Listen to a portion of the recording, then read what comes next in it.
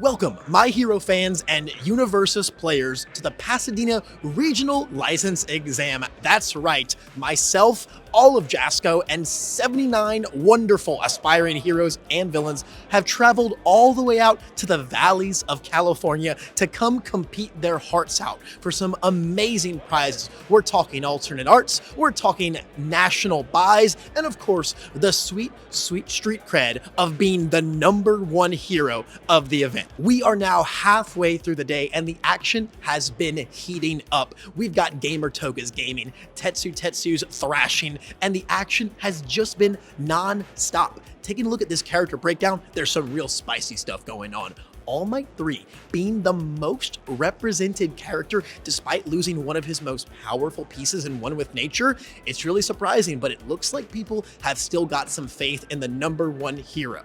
Next up, Fourth Kind is still making a stand. This guy is back and better than ever and is looking to hold strong, defending that in-person regional title that he still holds from Kansas City.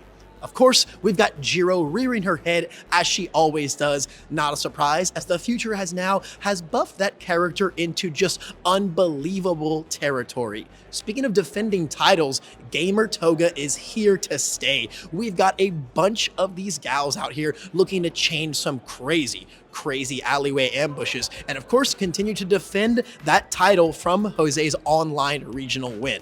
Of course, we've got a ton of outliers here, a few Shigaraki 1s out in the mix, a few Endeavor 2s looking to kind of break the mold and find their way into the meta. I cannot wait to see who's going to stand at the top cuts by the end of today. And as the sun set on day 1, we led all the way into day 2 for an amazingly exciting top cuts. All Might 3 being the most represented character, really delivered with three of them finding their way into the bracket. But the excitement did not stop there, because right following him was a pair of Fourth Kinds, one of them being none other than Giggles himself, Jeffrey Kahn, your Kansas City champion, looking to come in and defend his title. But to do that, he was going to have to fight through one of his Rochester brothers in the world champion Kevin Broberg, while on the other side of things, their father Sean O'Brien was heading his way into a grandma-filled Recovery Girl bracket, ready to take them in for the long run. But what was probably the most surprising part about this bracket was our Toru 2 Swiss champ, an insanely unexpected deck, but had his work cut out for it, having to take down another insanely unexpected deck in what might be Tetsu's first regional top cut slot. So exciting. Speaking of heating up the action, we had a Dabi 2 deck that, while we didn't get to see it on the stream day 1, it did absolutely burn through its Swiss rounds. So let's see if it can keep that heat up going into its top 16 game against none other than Fourth Kind. Dabi 2 is the master of putting out that damage, but 34 is a lofty number for anyone. Lastly, let's go from damage and think about speed, because we've got Miles Tyler on his infamous Eda 1 deck, but he's going to have to take down Kyle's Midnight, the king and queen of speed. Who is going to come out on top? This bracket is absolutely stacked, and I cannot wait to get in on the action. And so, as we blew through top cut matches, it was clear that everyone was here to bring the heat. Whether it was Dabi's blowing through 34 health like it was nothing, or Recovery Girls playing 2-hour rounds out, no one was here to mess around. As characters rose and fell, though, eventually only 2 could remain. It all led up to this, a bout between 2 gals of Class 1A, Salvador's rogue Hagakure Toru 2 deck going up against the alleged titan of the format in Tony 2's Kyoka Jiro deck. Jiro is the stat beast. 2 responses that both allow her to increase her stats to leaps and bounds, especially on the good symbol here.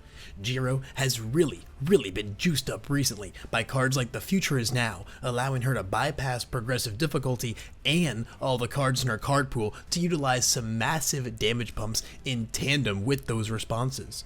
Now, as strong as this tech is, though, it's something that actually uniquely falters against the abilities of Toru.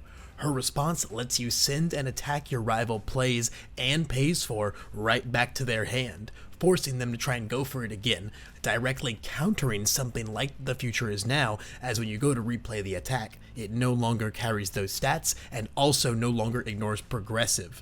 This powerful response, on top of the powerful interaction it had against Tony's deck, and Toru's block modifier enhance to make her attacks incredibly hard to stop, proved Sal's deck a force to be reckoned with. Now that doesn't mean Tony was coming in without a fight. We have seen many different iterations of Jiro decks lately, but Tony's aimed to be a much more generic, good stuff package of charges and weapons to take advantage of those responses.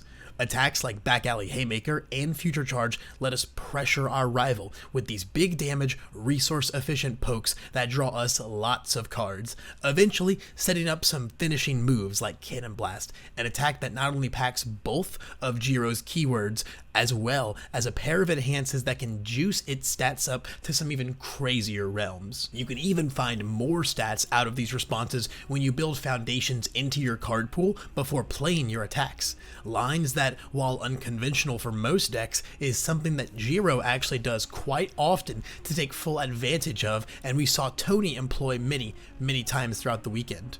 While the much less aggressive part of her character, Jiro's ability to stack the top cards of the deck leads to so many interactions.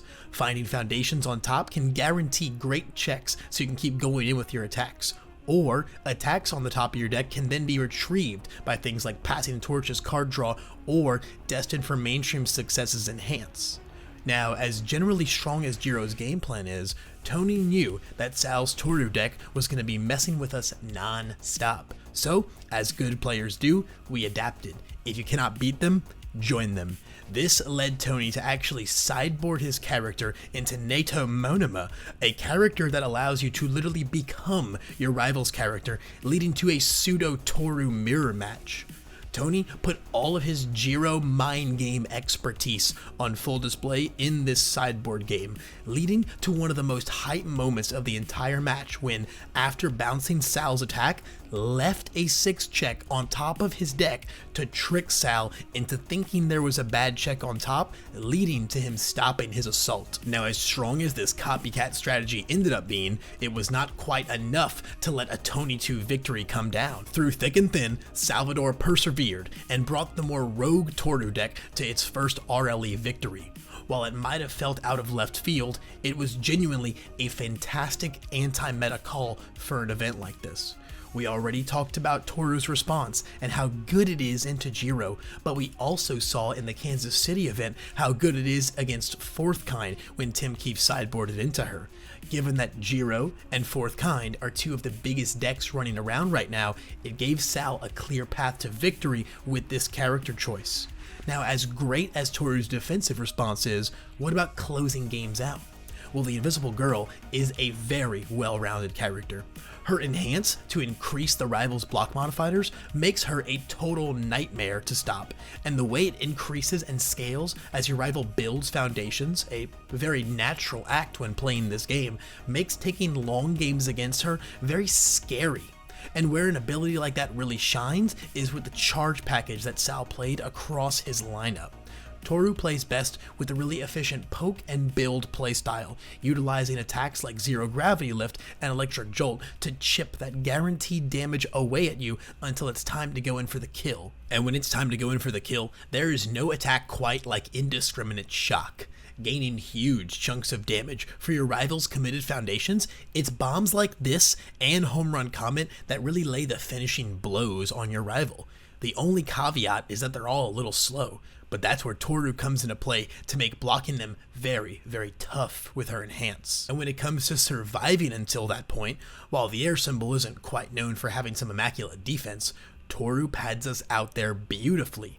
As a 6 hand size character without much card draw, Toru isn't getting to block a slew of things, so we saw Sal utilize his cards very carefully, always holding and executing 2 blocks in the early game, and then relying on Toru as more of a last case scenario to punish anyone who dared try to play a big scary attack really late in their string, demanding them to have an exuberant amount of resources if they wanted to finally push that damage through. This ever-present and very patient Toru response usage was a huge reason that Sal was able to take home a Golden Vial season at the end of this weekend. Oh my gosh. Is he just gonna do this? Is he just gonna do this? I have ascended. Now we don't need to do an indiscriminate shock again. It can be any like 4 damage. So move. this one's going to get 1 more damage, 1 less True. speed. So it's going to do 12. And then all we need is 3. Oh boy. Like he's like the first one hit, right? So this one should definitely hit. Yeah, I and mean, you know, we still have if two we moves have as the well. third one, it's not a 7. Even if we check a 3, we can still pass it. I mean, we start destroying our stage, right? Just to say, yeah, you're never stopping this One more speed. because we can't earphone jack anymore. Mm-hmm. But we can still be super cute. He didn't even latent skill. He's got the kill. Yeah. It's over.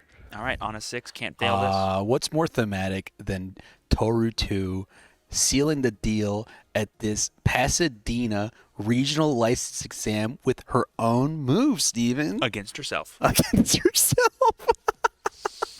It's just destiny. The only person that even could have beaten Salvador was him, and even that wasn't enough. Yeah, he successfully defeated the Shadow Salvador.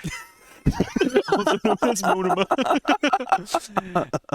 But Tony's gonna be a good UVS player and go plus ultra half block. Plus ultra. There it is. Good games. Wow, amazing. And so, as the last unblockable indiscriminate shot came down, we saw our very own California local take down the event and show us all that dedication and passion to a character can go a long way. It was a jam-packed weekend, but all good things must come to an end. Pasadena marks the end of the first competitive season of 2023's regional license exams. Now, with that being said, there's no shortage of upcoming Universus action. Set 5 Undaunted Raid is right around the corner, and you can hit up your local game stores for pre-releases this very weekend. Following that weekend, of course, is going to be Set 5's full release on June 30th, so there's really no shortage of ways to get your hands on these new cards very soon. And remember, if you don't know where you can learn, play, and get in on the fun as a whole, the UGN site can always help you find some stores near you that are not only carrying product, but also hosting those very beginner-friendly pre-release events. And if you're itching for the more competitive high-end side of things, Season 2 will be kicking off on July 15th with a webcam regional license exam hosted by none other than Unfun Stuff. Registration for that is live right now, and it's from the comfort of your very own home, so there's no reason not to get in on the action. Until then, thanks for watching, and I better see you going plus ultra and joining the Undaunted Raid in Season 2's regional license exams.